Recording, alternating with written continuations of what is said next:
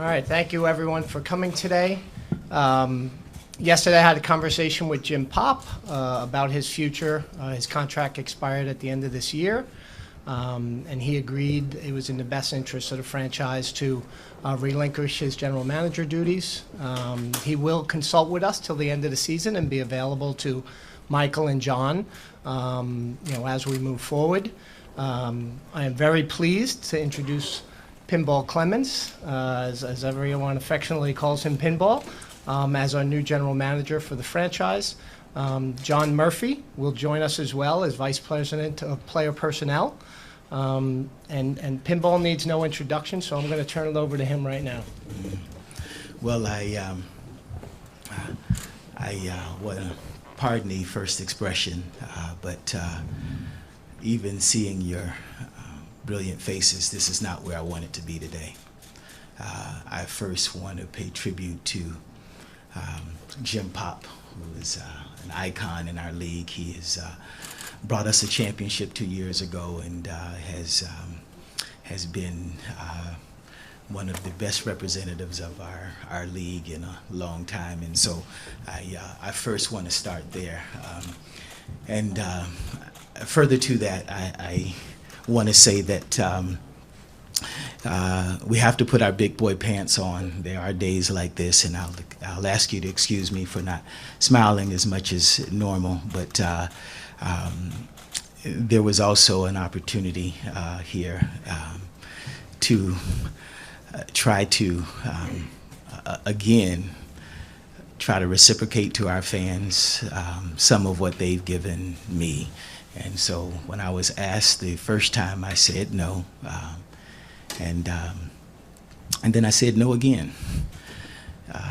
Then I decided that this was bigger than me. Most everything is bigger than me, but it was certainly bigger than me, and maybe I needed to sort of look a little bit further and see if I could make a contribution, if I could help. The concept here was actually creating culture again, that ethos of excellence, if you will.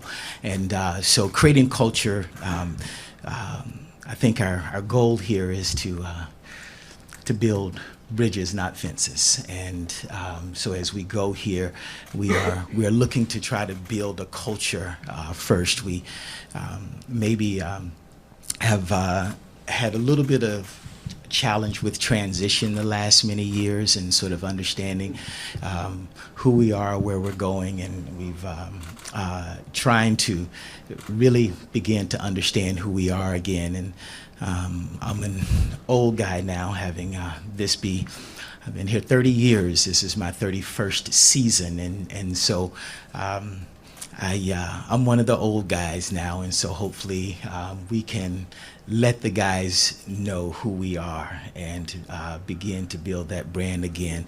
I am the lowest man on the totem pole here. It's my job to serve everybody else. It's my job to serve this organization, and I needed to be ready to do that. And so I do understand that is what my job is.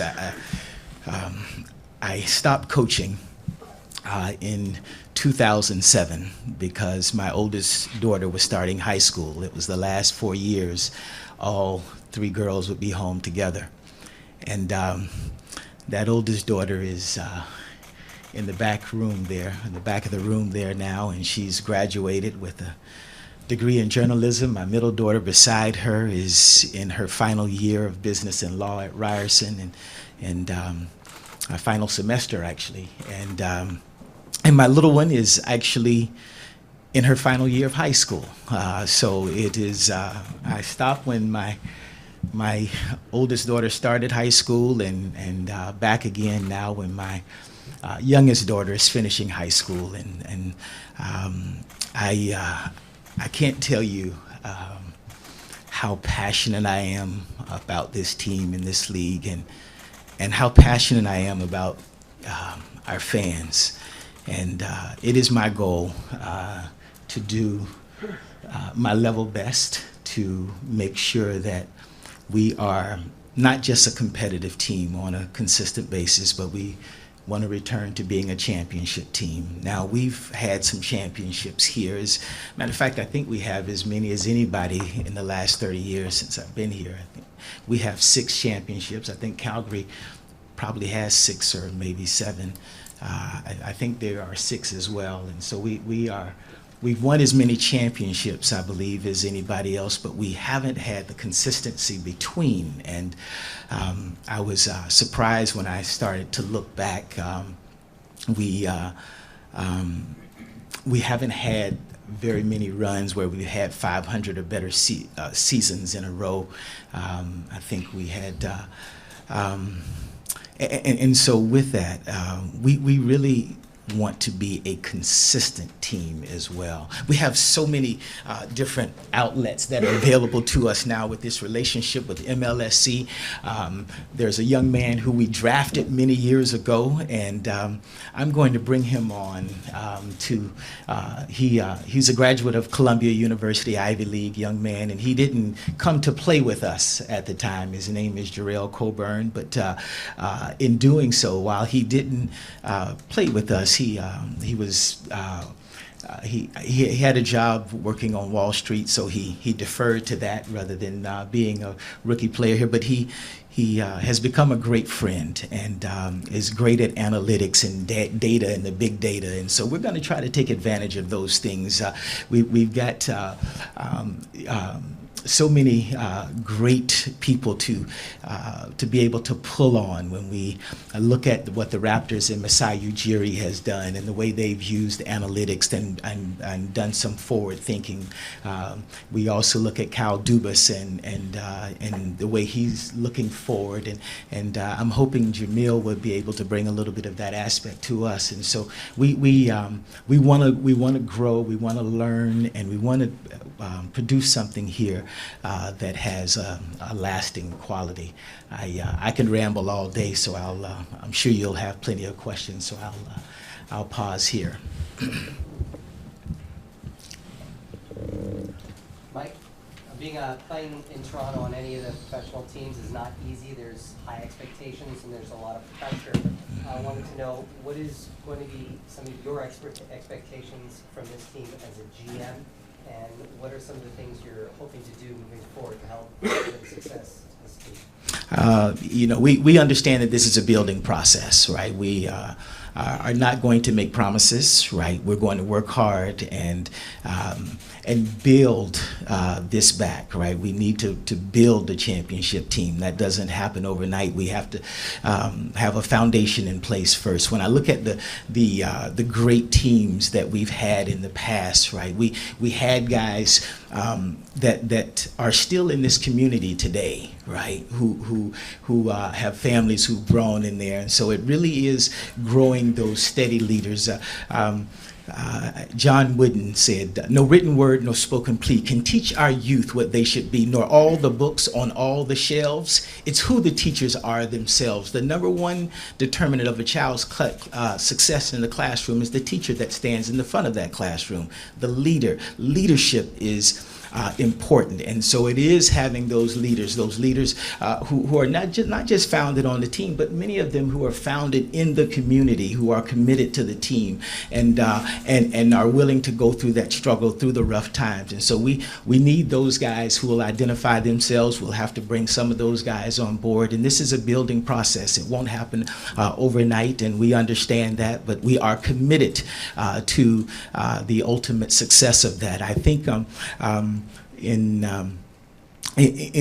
when I was first asked to be a coach, I don't know if you remember, I was playing one week, and the very next week I was the head coach of the team, and so very difficult situation, and that success didn't happen overnight. As a matter of fact, we had a winning season the rest of the year, but the next year I had my only losing season as a coach at only 7-11, and I said enough of this, and I went to the front office, and we weren't doing so well the next year, so I came back, and actually we figured it out, and a few years later we did win the championship. And so that whole process took about 4 years that time, and we don't know how things go and how processes go, but we will tell you that we're going to give you our best, that we do understand a little bit about winning. I think that team, not me, that team, I think very specifically, had the longest 500 or better streak than any Argonaut team in the last 50 years. And so, but it took a while to build, right? We had 5 years in a row where we had winning seasons. The other season, the season before, we did make the playoffs. I came at the end, so we had a winning record while I was there. So, yeah, pretty much we can kind of say a modified 6 winning seasons, 500 or better seasons, and you don't do that yourself. If you're the smartest guy in the room, it's your own fault.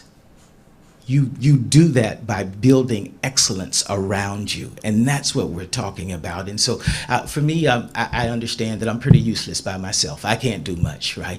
The reason that we're going to do this is because of those players who are in the locker room, and some of them who are 2-11 right now are going to be part of that championship, part of that turnaround, and they will have endured, and they'll know what one side are like. And we're going to bring some other guys that are going to be coming to the table who know what those great seasons are like and know what championships are like. And it's that blend of things as we move on. Don't know exactly how it will go, and I can't design that, but that's part of the fun. With Mike's accomplished resume and knowledge of the team and cover of the city, was it an easy decision for you? Obviously, just Mike as general manager. Yeah, you know, I've gotten to know Pinball over the years, and what really actually impressed me most, you know, he's so charismatic, was his football IQ.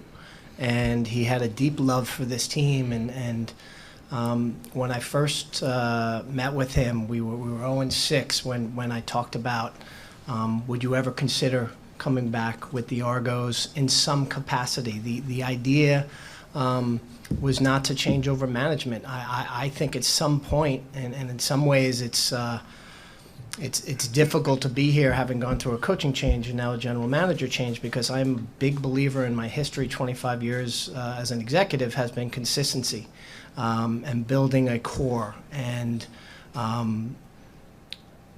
the goal was for Michael to help the team, Pinball to help the team.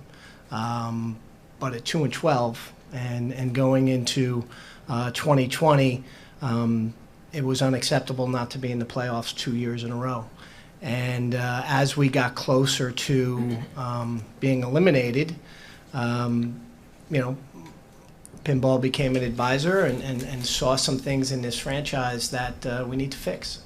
And, you know, to me, I could not think of a better person to lead this franchise going forward with the winning pedigree that he has, the ability to motivate, the ability to bring unity and to show the path forward than Pinball Clemons. And the one thing he said to me as well during this time was he needs a really strong player personnel guy.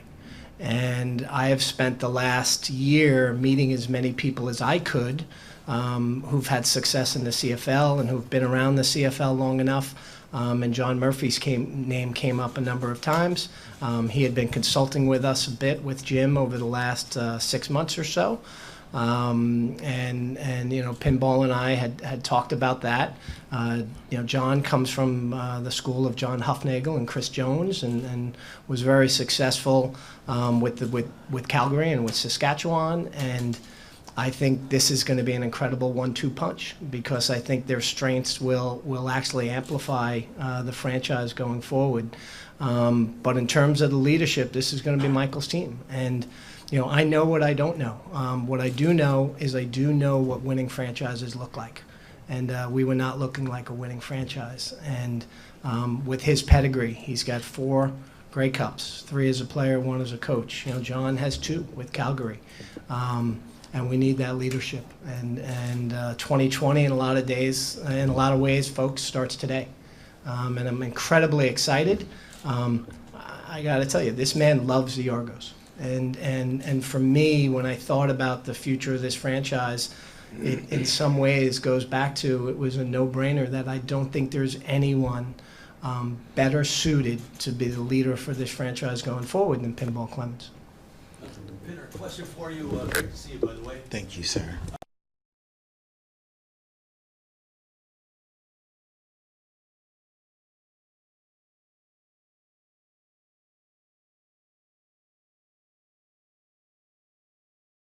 And we want to do things the other way around. We want to build bridges, not fences.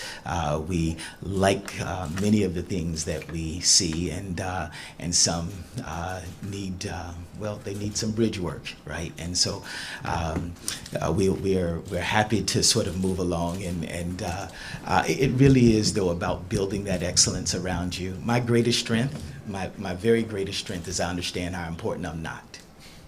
And I mean that sincerely, right? And so we are going to build strength around us, and so we're excited about that challenge that is ahead of us,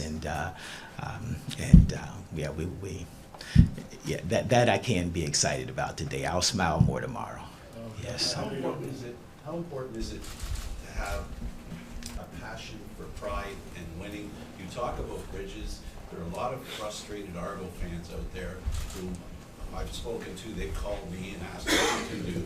How can we recover the image of the Toronto Argonauts? Because the last 2 years has been very, very difficult. What can you both do to ensure that the fans will want to come to the stadium? There is nothing we can do to ensure that. What's wonderful about the fans is that they give us their allegiance when we don't deserve it. That's part of what being a fan is. Fan comes out from the word fanatic, right? And so it means that I support you when it defies logic. And you can argue that in the last little bit, it maybe does defy logic. And what we're here to do is try to begin to build that back, to build that trust back. And there's no way we can earn it. It always has to be given, right?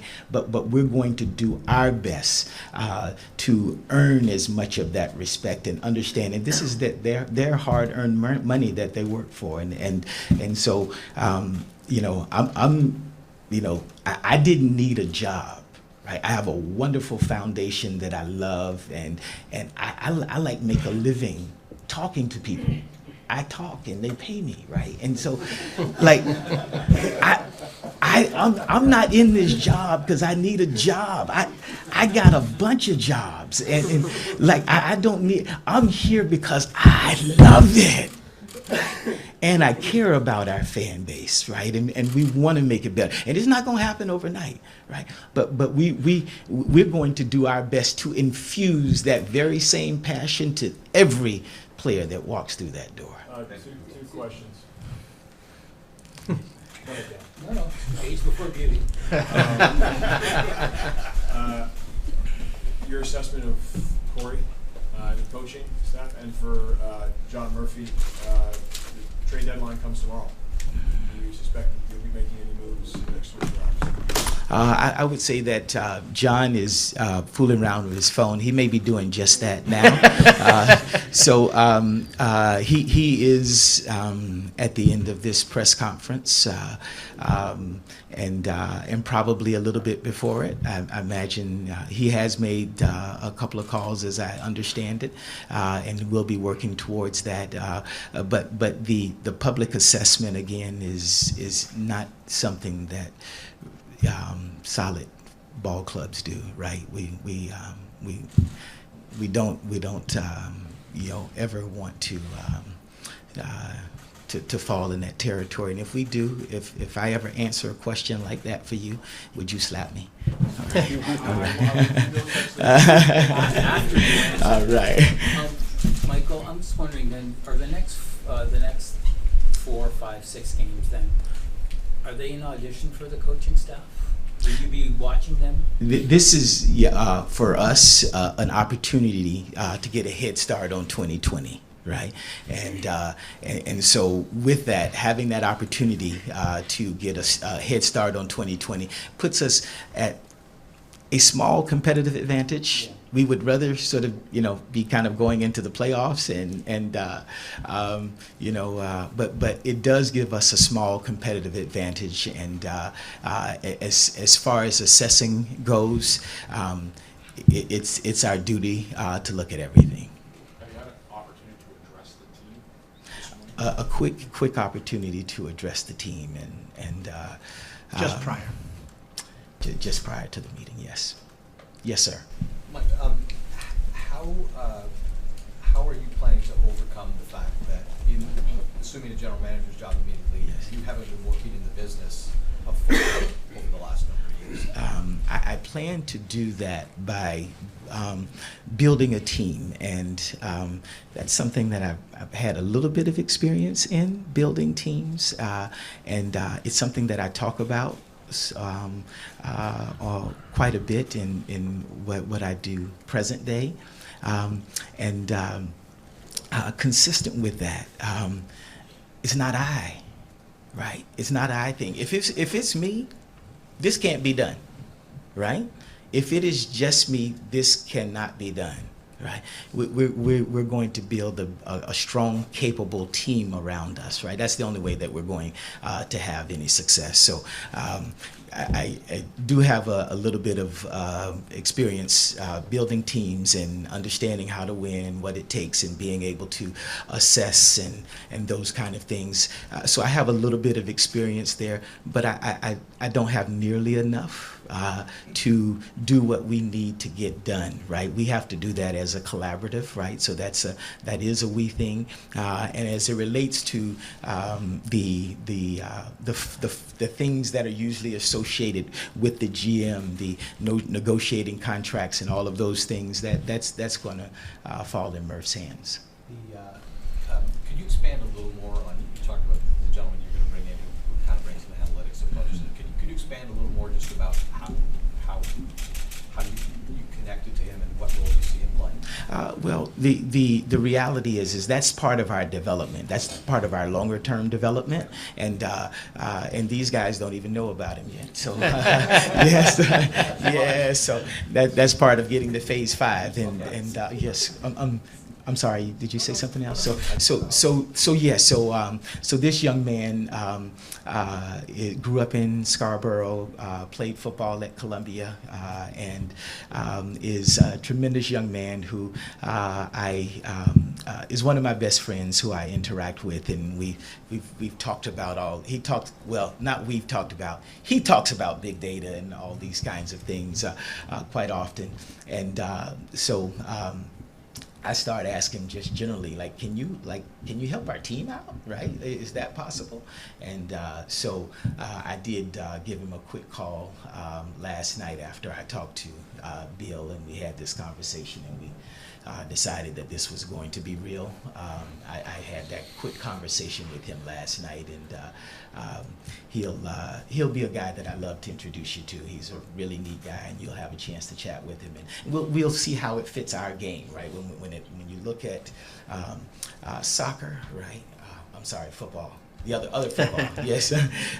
They scout around the world, and so there are different ways to apply. There's some real sort of natural sort of things around whether you go for 2 and all of those kinds of things, right? That we will certainly do, but we want to see where we could stretch it. That can it be an essential part of our personnel and scouting and looking at players, and I know Murph is really excited about that as well. So. Okay. Michael, would you consider hiring an assistant general manager? In essence, right? Oh, it is that assistant that is who that he. Yeah. So he's the player hawk. He will be. He knows the players in the league. He knows process. He's been around successful organizations who've done it right for a while. When you look at the model organization, when I first came here, it was Edmonton. Today, it's Calgary. And he's been a part of that organization, and John Huffnagel himself was the one who gave the suggestion to Bill when he was going, and this was a part for me. I didn't know about all of those things at the time, and so Bill brought us together, and so we're excited. Yes. Okay, we were both in Vancouver. What was your impression of that of that game? And what, and as someone who played and obviously coached the Argos, and he spoke quite passionately about the franchise, what did you make of that performance Which game? in BC Saturday What- night? In NBC. BC? Sure, yeah, Yeah. the 55 to 8. Yeah, we're going to move on. Okay. Yes, sir.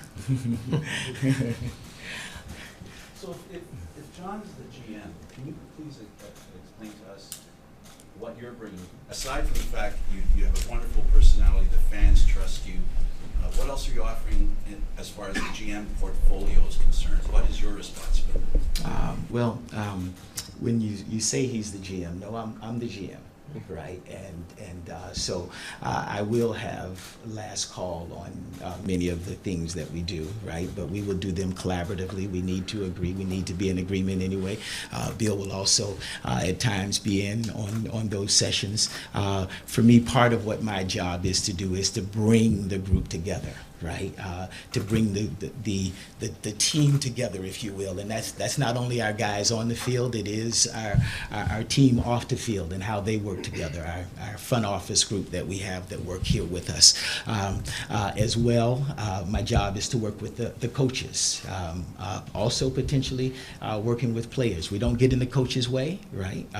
But it is to help to form that group of coaches who are going to lead us, to help to form that group of players who are going to lead us, to help collaborate in the decisions that are going to be made. And this is fluid, right? So it's really hard to say, what that looks like today. A year from now, I probably can give you a better answer. Question for Mr. Manning. Could you see this whole season unfold before the season started? And when I'm talking about that, what I'm saying is that looking at the player personnel, did you know that it was going to be a trying season for you? Again, I rely on Jim and Corey in terms of the makeup of the roster and the football decisions that are made. Like I said, you need to know what you know and what you don't know. My job is to put the best people in place to produce a winning football team or a winning soccer team, for that matter. I have 26 years of experience. I've worked in Major League Soccer, in the NBA, and the NFL. I've been around a lot of really good people. I know what winning franchises look like. I know what winning teams look like. Certainly was not expecting a 2-12 team. One of the challenges that I laid out for Pinball was we need to create a core of players. We need to create the best front office and best coaching staff that we can have to produce a franchise that can win championships. And I'm entrusting them. I don't want to take away anything from Jim Popp because his credentials speak for himself. And it was sad that this season did not work out because that was not the intention to change general managers. But when we were eliminated, I felt we need to make a change. I did not expect we'd be 2-12. I know going into the season, I read reports. People thought we had a good squad. I know Corey felt very good about the team coming out of training camp. Jim felt good about the roster even into the season. He felt we were close, a couple of calls here and there, a couple of plays here and there. But as the season has dragged on, clearly we're not close. And as Pinball said, this is not going to be an overnight, change of fortunes. We have to build a champion, and building is a process. And I'm going to entrust Pinball, I'm going to entrust John and the people they bring to the front office to build a winner and to build a champion. And that's my role. Last year when Jim tried to go out and make a big quarterback signing, I was called as to say, hey, can I make this move at this price tag? And my answer was yes, if it's going to help us win. And I imagine we'll have those conversations with Pinball and with John.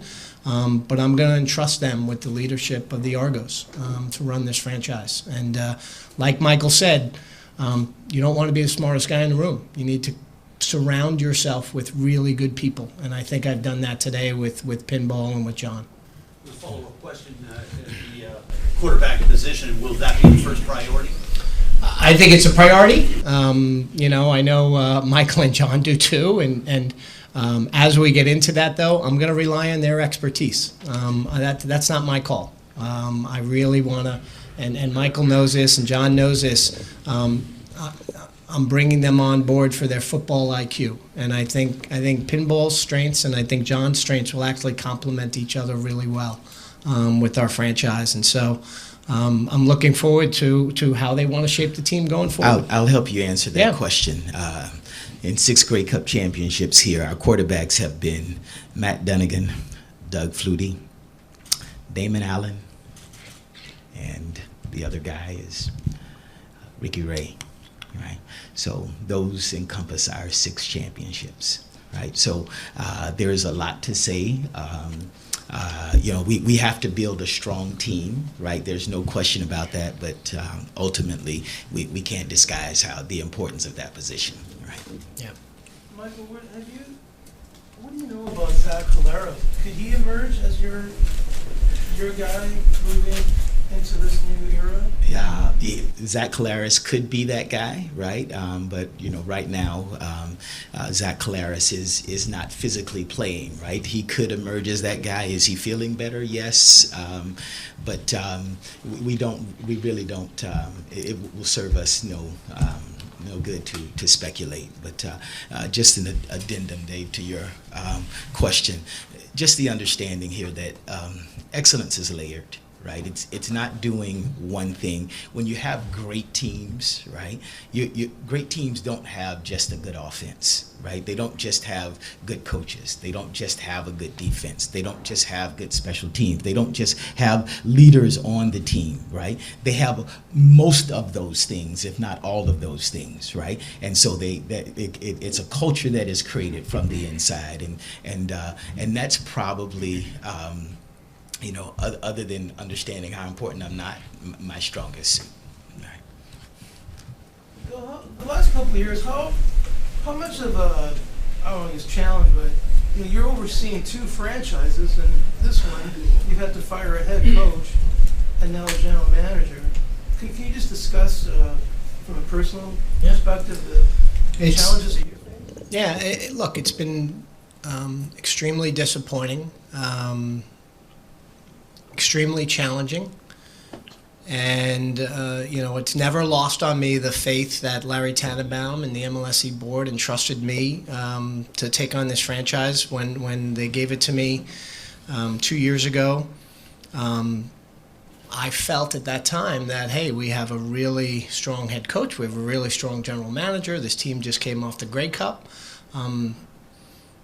I, in some ways, just wanted to stay out of the way and give them what they needed to continue running the franchise that just won a Grey Cup.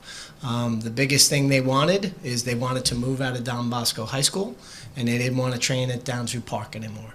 And so, you know, we created the offices at BMO Field and at Coca-Cola Coliseum. We train at Lamport now, which is a step up. We still have to have a long-term plan for our own practice field, which is something we're going to work on. But I took this position thinking that structure in place was going to continue on and win many championships. And so at the end of last season, at 4-14, obviously we made the coaching change, and Jim and I had a good relationship, and I felt, you know, Jim has a very strong football IQ, and I felt that we were still in good hands, and it just hasn't turned out that way, and it's been extremely frustrating. And as the leader, as the team president, I had to, you know, say to myself, I always have a plan, but I used to work for a guy named Dave Checketts, who was very successful, and he was someone that would tell me, Bill, have a plan, but if the plan doesn't work, you need a new plan. And the plan wasn't working in terms of the current general manager, and I needed to move on to a new era. So it's been frustrating, it's been disappointing, but anyone who knows me well, you know, yes, I played the sport of soccer, but I'm a sports guy. and I've had winning franchises everywhere I've been and everywhere I've went. And my challenge is turning this franchise into a consistent winning franchise. Even when we won the Grey Cup in 2017, we were 9-9. And Michael and I we really hit on that about winning is you need to create consistent winning. That happens year over year. And I felt we needed to make this change, and I felt that Michael was the right man to lead this going forward and unifying coaching and players, front office, MLSE, the community. And I don't think there's anyone better who can do it than Michael. So how did you meet Michael? We were introduced actually by a city councilor, Mark Grimes, who's the chairman of Exhibition Place, and he just made an introduction to me, and we had lunch together, and we, over the years have texted each other and kind of stayed in touch. I actually asked Pinball to come over and meet our coaches at TFC, and he had a chance to speak to my coaches over there about winning and about creating a culture. When we acquired the Argos, I had asked Pinball to address the staff in his role at that time as an ambassador with the franchise.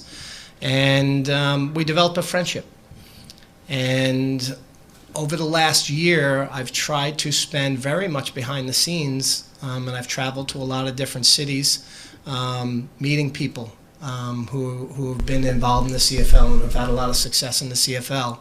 And a number of times people said, why isn't Pinball involved with your football operation?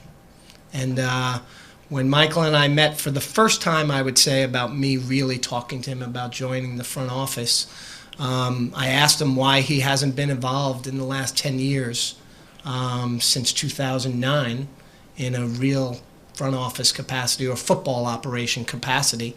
He said, no one asked. No one asked.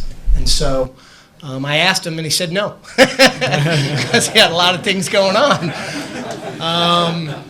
And over time, if anyone knows me, sometimes you got to sell a vision, and my vision was that I wanted to create a winning franchise, and like I say, there's no one who loves this franchise more than Michael Clemons. And I think when he heard what I'm about and my own values and my own character, we were able to come to a place where he took it, and this was not long ago, guys, and I had asked Michael a number of times, are you 100%? Because if you're going to do this, you need to be all in. You need to be 100%. Diane needs to give you her blessing. He obviously doesn't know me, right? So when we're in, we're in. But he actually he called me after the BC game, and he said, I'm in. And that message to me was loud and clear that he was all in. And I congratulate him, and I'm extremely excited for him to be here. Two more questions, if anybody, and then we'll break, or does anybody have anything else? Yeah, so I got a little bit late. Did you acknowledge or reveal how long is Michael going to be general manager? Is it a one-year deal? I hope Michael's general manager for the next 20 years. Like I said, I believe, I do. But look, I believe every winning franchise has very little turnover. They have consistent, you look at Calgary right now, that is a consistent front office staff led by John Huffnagel, who's the general manager and the team president. You look at the best franchises in sports. You look at the San Antonio Spurs, been one of the strongest NBA franchises, and they have very little turnover. R.C. Buford, Popp, that's what we need to build here. And so we have no timeline. And I told Michael, I said, I hope you're here as long as I'm here, and we win many, many championships. So there is no timeline. What I do know is if you are going to have a consistent winning franchise, you need consistency in your front office, you need consistency on your roster, you need consistency in your coaching staff, and that's what I hope we can accomplish. Bill, you've mentioned John Huffnagel a few times now. Can we infer from that you might have maybe called Mr. Huffnagel, just knowing his experience in the NFL, having coached Tom Brady, Eli Manning, won a Super Bowl, and obviously the legacy he's built with the Stampeders? Maybe called him for some advice on this? I called a number of people. and I met a number of people, and I don't want to get into private conversations. I will tell you, I think John Hufnagel is best in the business right now. I think what he's done and what he's built out in Calgary, I think it's the model franchise in the CFL right now. One thing I've done is I've really tried to study the franchises in this league and their front office makeup and their coaching staff and the turnover amongst their rosters. One of the things, and we talked about it a little bit last night, and I'm not going to get much into it, but we only have 9 players that have played in this team more than 3 years. It's not a lot of consistency. You look at Calgary, and I think John knew. He knew it off the top of his, right off his tongue. They have like 20-something players. And so I think John Hufnagel is the best in the business, and I think we can learn a lot from what Calgary has done. Okay, we'll break now for one-on-ones, since there are several people who will probably want a one-on-one. If you can limit it to 2 or 3 minutes, that would be outstanding. So, thank you for coming today. Thank you.